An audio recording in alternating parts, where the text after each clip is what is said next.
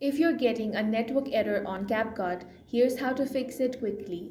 First, close CapCut completely and reopen it. A simple restart can often refresh the connection. Next, check your internet. Switch between Wi-Fi and a hotspot or restart your router. If your connection is unstable, CapCut won't load properly.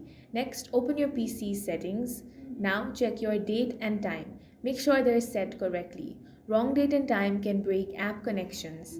If CapCut still shows a network error, check your firewall. For that, open Windows Security, go to Firewall, and make sure CapCut is allowed through. If it's blocked, the app won't connect online. Then open the Microsoft Store or CapCut's official website and update CapCut.